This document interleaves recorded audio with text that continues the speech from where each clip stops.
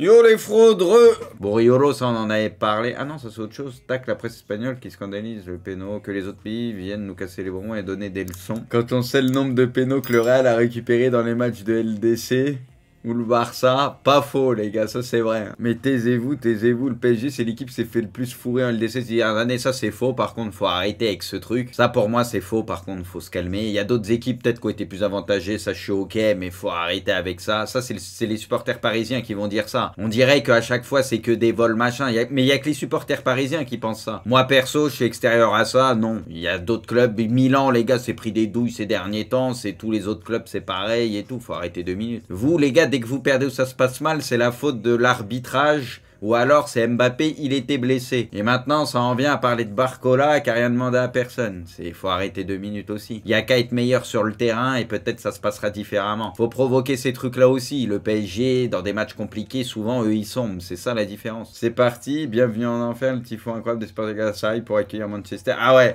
Et après, toutes les 2 secondes, bah alors, on avait promis l'enfer à United quand il menait 2-0 et tout. Et à la fin, ça ressortait les trucs. Voilà, c'était sans fin. But de Garnacho. Ouais, sur le décalage de Bruno. La frappe est belle. Il met ça sous la barre en force. Le but de Bruno, il est exceptionnel. La frappe, elle est tellement pure, limpide. Incroyable. But de Ziyech. Bon, là, les gars, la vérité, Onana, faut arrêter, quoi. Moi, ce que je dis, Onana, faut même plus le faire jouer. Qu'on me dise pas, il y avait un peu de mieux, là, je sais pas quoi, les gars. Mais tu sais très bien que ça va revenir. Les gars, le nombre de conneries qu'il fait cette année et tout, faut même plus le faire jouer. Moi, c'est pas possible. Ce que là, dans le match, mais les gars, si United il se qualifie pas, là, c'est en grande partie à cause de lui. Ils font l'effort, tu mènes 2-0, 3-1, ok, t'as des actions à la fin, mais tu fais quand même le taf, tu vois. Mais à chaque fois, tu te prends des buts, ça nique l'équipe, tu vois ce que je veux dire. Ça te met au fond du trou. C'est terrible. Là, les 2 buts, les 2 coups francs, c'est abusé, c'est abusé. Là, cette frappe, par contre, elle est magnifique. Hein. L'égalisation, rien à dire. La frappe, elle est incroyable. Au terme d'un match fou, Galatasaray arrache le nul face à United. Les gars, vous pensez qui va passer? Bon, ils vont peut-être mettre les résumés de poule et tout. Parce que Copenhague, ils reçoivent Galatasaray et pour le coup, eux, bah, ils peuvent aussi passer. Bon, Manchester, les gars, ça semble compliqué. Bon, ils vont jouer un Bayern qui est déjà premier et tout, mais on sait que le Bayern, en général, ils donnent pas leur match. Ah, les gars, j'arrive à me demander s'ils vont pas le faire, Copenhague aussi. Copenhague, en vrai, les gars, en sous-marin, on n'y pensait pas trop, mais bon, chez eux et tout, ils peuvent le faire aussi. Hein. Et même Manchester, au final, peut se qualifier, mais bon, je pense pas. Moi, je pense plus ce sera Copenhague ou Galatasaray. Ah ouais, ça, du coup, les gars, ça a donné quoi? C'est mérité le match nul? Parce que bon, c'était le fameux truc avec le pétard, là, machin et tout, alors qu'il y avait 4-2, il restait quelques minutes à jouer, c'était les arrêts de jeu, c'était plié, du coup, match à rejouer. Là, un partout, alors que Montpellier, bah, normalement, ils auraient dû gagner le match, il n'y aurait pas eu d'incident. Rompiche le match, ouais. Débute une passe D, Ziyech et Guillaume Durand. Et ça passe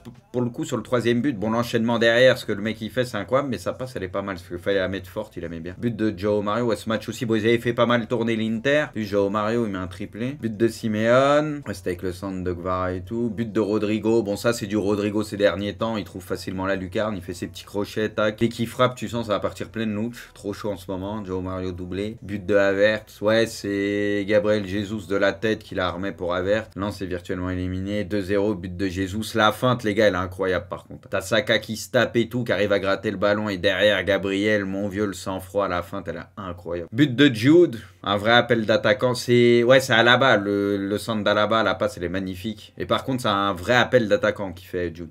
Puis bon, vu qu'il est complet, la tête il la met bien.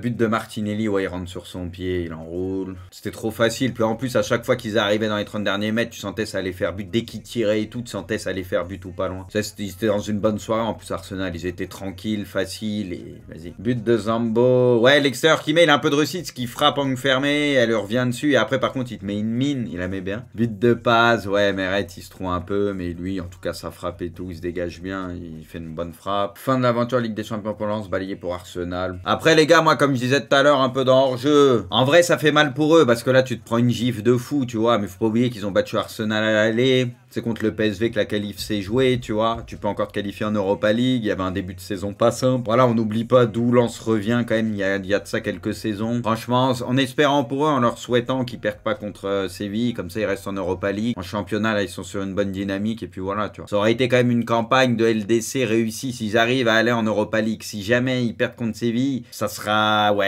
pas réussi dans le sens où t'étais quand même très bien parti pour au moins assurer l'Europa League. Donc tu resteras sur un échec. Mais il faut au moins qu'ils assurent l'Europa Europa League. En plus, t'as une victoire prestigieuse contre Arsenal, donc c'est beau, tu vois. But de José Lu, ouais, Bellingham, il a dit de le célébrer et tout derrière, même avec les supporters. C'est vrai que lui, ces derniers temps, il en a bouffé quand même un peu. La passe de Bellingham, elle est magnifique. L'extérieur en jetant, incroyable. Et ce groupe-là, les gars, il est quand même assez fou. Oui, donc Copenhague a l'avantage sur les confrontations pour le moment. Et ils reçoivent Galatasaray. Ouais, Manchester, ça va quand même être compliqué. Est-ce que tu dois faire un résultat contre le Bayern? Et t'es dépendant aussi de l'autre match, quoi. Fabio Grosso est proche de se faire licencier. L'OL cible 3 coachs. Genesio, Sampaoli, Tudor. Apparemment, Tudor, lui, il veut retourner en Serie A, de ce que j'ai compris. Putain, les gars, mais Bruno Genesio, les gars, ça dit quoi les dernières rumeurs? Ça se trouve, ça va être un retour de ce bon vieux Bruno. Après, les gars, Genesio, il est pas catastrophique pour moi. Il est pas catastrophique. Après, c'est juste qu'à Lyon, on sait très bien comment c'est terminé, quoi. Mais en soi, Genesio, les gars, c'est pas cata, hein.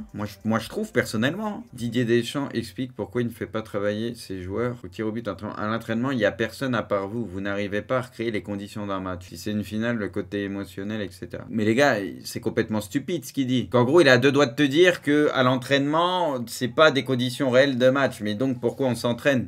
Quand tu es à l'entraînement et que tu fais des jeux et que tu joues au ballon, etc., il n'y a pas de pression non plus. C'est la même chose. Donc, ça sert à quoi si tu suis son raisonnement? Bah oui, c'est pareil pour toutes les phases de jeu. Là, c'est vraiment bizarre, Deschamps sur le coup. Cette frappe, c'est vrai qu'elle était incroyable avec le son.